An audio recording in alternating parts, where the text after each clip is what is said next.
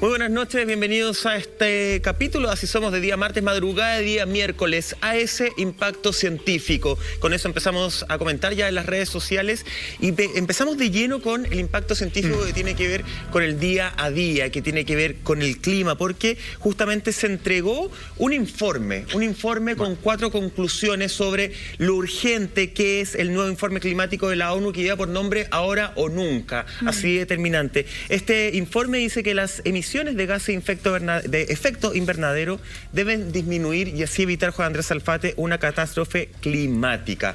¿Estamos a tiempo cuando la ONU entrega un informe que dice ahora o nunca? ¿Estamos a tiempo o ya seguimos varios años desfasados? No, para nada estamos a tiempo. Yo creo que esto es un círculo vicioso en donde las entidades respectivas se hacen cargo de su labor comunicacional a partir de estudios de técnicos profesionales en estos temas y tiran un anuncio en donde dicen cuál es la situación del mundo. ¿Y quién es el que tiene que hacer este cambio? Las grandes empresas petroleras, por ejemplo, o aquellas encargadas de refinar para convertir la energía fósil en todos los tipos de combustibles que nosotros conocemos. Entonces, aquí son dos batallas. Una contra el tiempo, ¿cierto? Que es seguimos contaminando y la Tierra no da para más. Y la otra batalla es algo que nunca ha pasado del todo, y por lo tanto me parece que es una batalla perdida, si hablando con los pies en la tierra, que es convencer o hacer entrar en conciencia a las grandes empresas que ellos debieran decir, ¿sabes qué? Yo toda mi vida, como marca de automóvil, hago vehículos que andan con benzina, y ahora, ¿saben qué? Devuélvanlos todos y se los vamos a cambiar por un eléctrico. O sea, vamos a hacer un trueque. Es impagable. O sea, la verdad es que ellos, incluso si pudiesen hacerlo, pudiesen decir, ¿sabes que este año no vamos a ganar nada, pero de aquí en adelante, digamos, con la venta nos vamos a reparar? No tienen, yo creo, la menor intención de hacerlo. ¿Dónde se ha visto que esto es posible? En países, sobre todo Europa del Este, en donde a través de una sugerencia que luego se convirtió en una ordenanza gubernamental, lo que hacen es exigir de manera paulatina, pero exigencia, a fin y al cabo, un cambio de las medidas de transporte, por ejemplo. Y que luego tú no puedes usar una estufa parafina, sino que tiene que ser a través de un aire acondicionado o algo similar, pero que no contamine. Un sistema eléctrico, por ejemplo. Claro. Entonces, ¿cuánto pesa lo que dice la ONU, por ejemplo? Bueno, lo que sabemos, nada, porque cuando la ONU dice... Es un papel. Claro, cuando decimos, ¿sabes qué? Estamos profundamente indignados que Rusia invadió Ucrania. Ahí Putin dice, entonces me voy. ¿Qué le importa nada? A nadie le importa nada lo que dice. Entonces, esto es un aviso para que algunos países, pocos, pero ahí los hay, que han tomado medidas, pero es solo por fuerza de ley. Si es simplemente para que alguien lo haga de buena gente o por conciencia, no va a pasar. Sí, es complejo el tema de la ONU porque es un organismo que debiera estar mucho más presente, ser más regulador y más sancionador incluso. Pero volvemos a la problemática que los mismos países que la componen no le han querido dar esa potestad al organismo.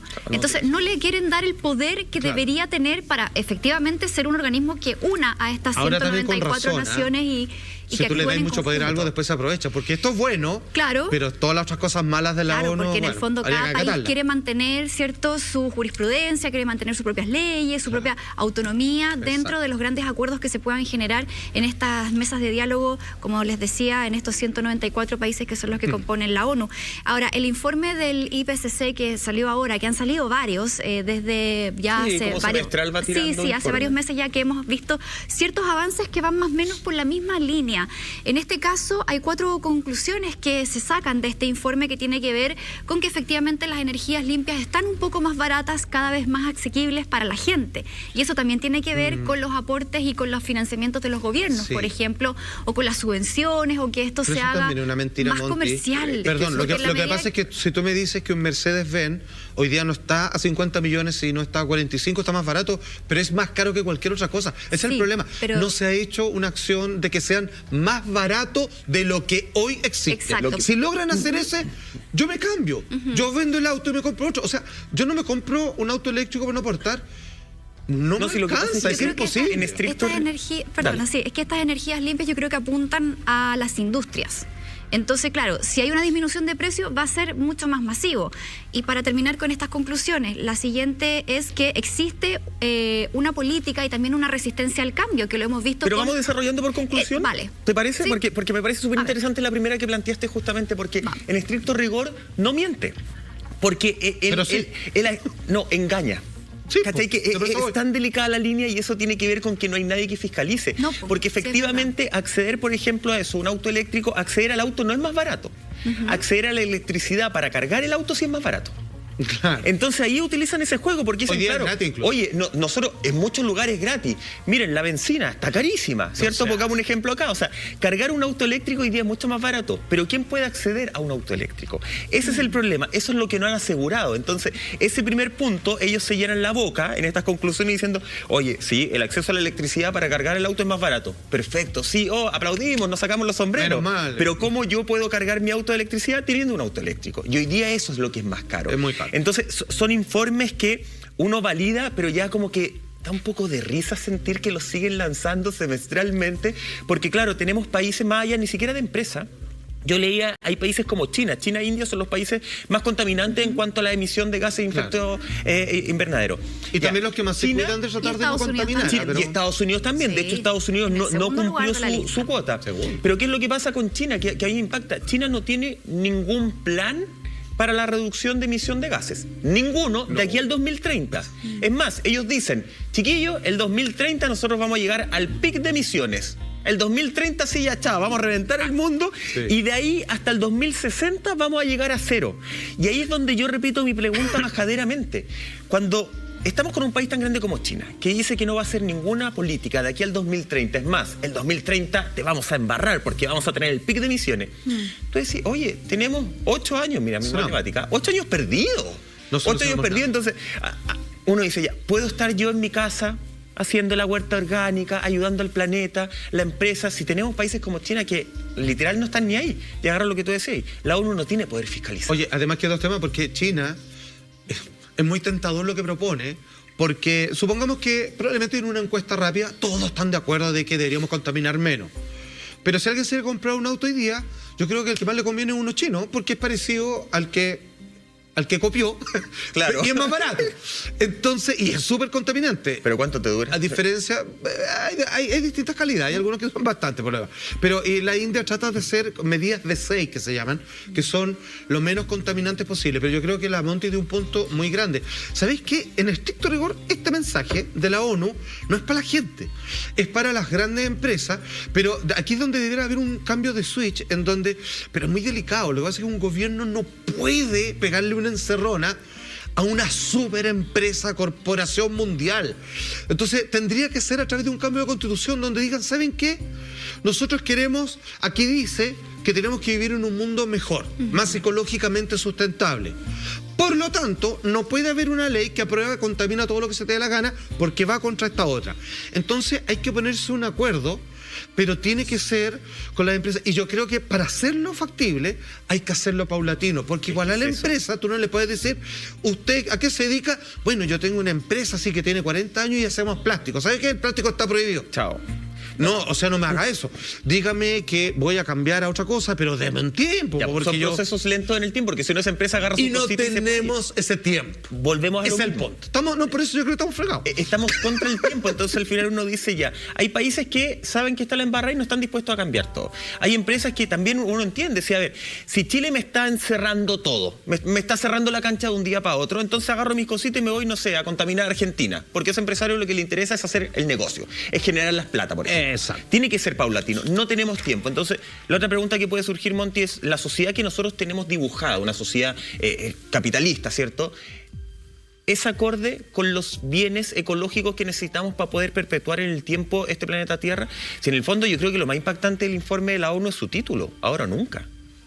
Es que eso lo vienen diciendo hace mucho tiempo y yo concuerdo contigo, ¿El ahora Salfate. nunca? ¿Cuánto tiempo lleva, Monty? Eso es que... Es que ya llegamos al nunca. Es que, claro, Estamos... ver para creer, si ese es el problema del ser humano. Hace mucho tiempo que se viene hablando de esto, pero no se le ha dado importancia porque todavía, insisto, cuando vamos al baño o a la cocina, abrimos la llave y nos sale agua. Pero ¿qué pasa para la gente que hoy día no está teniendo agua, por ejemplo? ¿Qué pasa hoy día con el cambio de clima? Con los fríos extremos, con los calores extremos, con las sequías, con la falta de alimento que se está viviendo hoy día, producto de la guerra, por ejemplo, producto del el racionamiento que vamos a vivir en la región metropolitana, el cambio de hábito que nosotros no queremos implementar en nuestras vidas como seres humanos. Si ese es el problema, no le hemos tomado el peso a esto, y mientras nosotros sigamos teniendo acceso a nuestros bienes de consumo básicos, no le vamos a dar la importancia que realmente requiere. Entonces yo creo que sí, es un cambio que tiene que ser paulatino, porque nada funciona de un día para otro. ¿Sabes pero tiene que haber esa voluntad de hacer el cambio. Perdón, ¿sabes cuál yo creo que el único cambio no paulatino? Es que uno haga... Mira, atención, esto yo creo que lo único que funciona, y tampoco creo que va a funcionar, es que cada uno de nosotros haga una protesta. Pero no me refiero a salir a las calles, sino que haga una propuesta en su uso de las cosas contaminantes. Por supuesto. Entonces yo digo, ¿sabéis qué? Me duele, me molesta, no me es cómodo, pero no ando mano. Y agarro y me compro una bicicleta. Chao. Y se empiezan, y voy a calentarme. ¿Qué me voy a abrigar? Me voy a poner más chaleco. Y no voy a usar tal cosa. Y las empresas van a ver que va a haber un menor consumo de ello, y ahí se van a urgir. También. Y van a tener que hacer un cambio para que las volvamos a ocupar. Porque, ¿sabéis por qué ellos no cambian? Porque a ellos el negocio nunca les ha variado. La gente las sigue comprando igual. Si tú no las compras más, están obligados a cambiar. Ya, pero mira, ayer el gobernador Orrego, me parece que fue ayer en Hola Chile o anteayer, hablaba justamente de este tema a raíz de que en la región metropolitana, y tenemos que tocarlo también, se presentó el plan ya de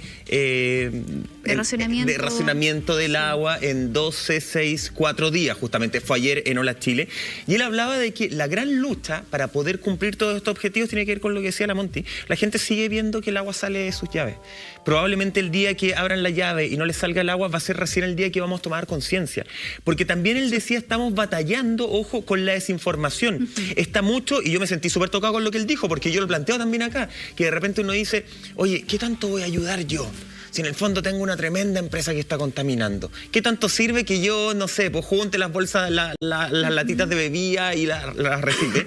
Y el gobernador decía que eso tiene que ver con la educación, tiene que ver con la información, que no hay un plan informativo, porque eso sí sirve mucho, según el lugar en el que estés, por ejemplo. Porque acá en la región metropolitana, el tema del consumo de agua, en un porcentaje bastante alto, no lo voy a decir porque no me acuerdo exacto, tiene que ver con el consumo individual, tiene que ver con el consumo persona a persona. Incluso peleando un poquito más bajo, sí, con las empresas. Entonces también es importante lo que uno haga. Pero como no hay información, como no hay educación con respecto a eso, porque hoy día en los colegios el plan de educación es la gotita de agua bonita la tenemos que guardar. ¿Ese es el plan de educación que hay en cuanto a estos temas? No lo sé, pero sí estoy de acuerdo que si cada uno empieza a hacer algo en sí mismo, se lo va a empezar a exigir a los demás. Pero a eso voy. Entonces es una cadena. Sí. Pero ¿cómo llegamos a que cada uno tome esa acción? Porque si tú me preguntáis honestamente, y me pueden funar, Michael, ¿estás dispuesto a dejar el auto y a hacer tu vida en bicicleta? Hoy día no. Hoy día no. Yo no estoy dispuesto, porque también digo, tengo 10 giles al lado, 10 vecinitos que sí siguen usando el auto. Ya, pero bueno, ¿Me entiendes? Entonces, furioso probablemente a mí me falta... ciclista furioso, y uso por qué mi ejemplo, y soy tan yo, porque a mí me falta esa educación que hoy día nos falta a muchos. Pero súper buen punto el que pusiste, pues, Michael, porque uno no lo puede hacer todo, pero todos sí podemos hacer mucho. Quizás en el ritmo de vida que llevamos hoy día es difícil bajarse del auto, sobre todo para gente que recorre distancias súper grandes y tiene que moverse entre medios, ¿cierto? Va a tener que ser imposible, y no hay tiempo en una ciudad en donde hay mucho taco y mucha congestión vehicular, pero sí tenemos que ser mucho más conscientes, y ahí quiero volver al tema de la educación, porque a mí no me parece que se siga asociando el tema de manera tan lineal, tan binaria. Es como, estamos entrando a escasez hídrica, entonces cuide el agua, cierra la llave. O sea, vámonos más allá de eso. No creo que el problema se termine con una ducha de 3 minutos. Es más, en lo personal creo que eso no ayuda en nada. Pero sí considero que nosotros tenemos que empezar a hacer el análisis de qué es lo que hoy día está generando la sequía. Y lo que está generando la sequía no es que nosotros como seres humanos ocupemos el agua, sino que las industrias que son más devastadoras y que arrasan con los recursos naturales son los que están provocando las sequías y los cambios climáticos. Pero Orrego explicaba eso, que también es culpa de la forma en que nosotros a nivel individual estamos utilizando el agua. Por supuesto, o sea, hay una responsabilidad individual, nosotros como consumidores, lo que elegimos, pero por eso digo, o sea, sin ponernos extremistas, porque entiendo que hay muchas personas que no van a cambiar su estilo de vida, pero pequeños cambios sí nos pueden ayudar. Sí, es que no sé si alcanzaría. A ver, mira, por ejemplo, es que es una problemática tan compleja esto, porque... no la vamos a solucionar acá, pero podemos despertar a lo mejor la conciencia de alguien. Claro, es que por lo menos postulemos a eso. Es que, como ustedes entenderán, esto se ha conversado, digamos, con las grandes mentes del mundo y han llegado a conclusiones más o menos todas parecidas. Retrocedo y voy a esa conclusión, como Noam Chomsky dijo, digamos, en ruedas de intelectuales de estas cosas y todo lo demás. Por ejemplo, está el tema de la minería, que es atroz, pues, weón, hecha es propia, así se echan able, bueno. Entonces uno dice así como, el país está sostenido actualmente gracias a que subió el cobre. Pero el cobre, para hacer lo suyo, tiene que arrasar con la otra. Entonces, cresta, ¿qué hacemos? O sea, es como, tengo que hacer un mal para aguantar, pero a largo plazo, en realidad, es como el quinto retiro, digamos, que hoy día, hasta quienes estaban, un gobierno actual opositor antiguamente, dice, ¿sabéis qué? Pensándolo bien, si sacamos el quinto retiro, en realidad es una estupidez, porque tú tienes plata hoy día, 3 días, y, bueno, y toda una eternidad de pobreza. Entonces, ya. ¿Y cuál es la conclusión de todos? Y que yo insisto con esa, y no es necesariamente una que me atraiga. Yo soy un ratón de ciudad, o sea, yo vivo enchufado a las cosas, así de corriente, digamos. O sea, me gusta internet y todo lo demás. Y es que debiéramos retroceder para avanzar. Tendríamos que tener una vida más sencilla, con respecto a la vestimenta, con respecto a la alimentación y con respecto al consumo de las cosas que necesitamos. Y la verdad es que necesitamos muy poco. Pero para que se entienda, deberíamos tener una vida más parecida a la campestre que a la ciudad. Ya, pues, pero y eso tenemos, y ahí sí que tenemos que ponernos todos de acuerdo, lo que sería re bonito. Dice, probablemente se harían cuenta todos que tendrían mejor calidad de vida. Pero, claro, pero la ciudad te obliga. Porque es que eso voy. Como es utópico, que yo creo que estamos fregados. Ahí vuelvo a la pregunta que hice hace un rato. O sea, el estilo de vida, el que a nosotros se nos impuso desde la infancia, que tiene que ver con el exitismo, que tiene que ver con lo inmediato, que tiene que ver con la competencia, que tiene que ver con el tener más que con el vivir. Ese estilo de vida va en contra de todo lo que probablemente al planeta le haría muy bien. Ese estilo de vida va contra la vida. Pero nosotros ya tenemos ese chip. Entonces, ¿cómo lo cambiamos? Mira, revisemos las declaraciones del secretario general de la ONU. Vamos a ir a contaminar virtualmente. Que habló con respecto a lo que tenemos que hacer, es Antonio Guterres, que dice, es hora de dejar de quemar nuestro planeta y comenzar a invertir en la abundante energía renovable que nos rodea. Pero mira, grandes pensadores, es justamente lo que todos sabemos que tenemos que hacer. ¿Cómo lo hacemos? Ojo, que también en este informe Chile podría hacerlo, Chile podría hacer esto. Mira, deja darte un dato, que el informe del Programa de las Naciones Unidas para el Medio Ambiente diseñó y anunció que con los objetivos actuales de los países, porque además cada país tiene que ir renovando sus objetivos de la reducción de emisión de gases de efecto invernadero. Ellos mismos los van cambiando, los tienen que ir actualizando. En Chile, no se puede regar las plantas del municipio. Claro. O sea, de casi 200 países, más del 50% no ha cumplido, pero además, mucho peor, no ha actualizado justamente sus metas. Y se habla de que con las actuales metas que hay en este minuto, el mundo seguirá calentándose hasta los 2,7 grados. Estamos hablando de que 1,5 es justamente la que tendríamos que tener, ya el 2 estaríamos ahí en peligro. Bueno, con estas metas estaríamos en 2,7. ¿Cómo cambiamos? Porque tenemos que cambiar nuestro sistema, no es solamente como decía Monty. Yo ponte tú, yo ¿qué es lo que hago por el planeta?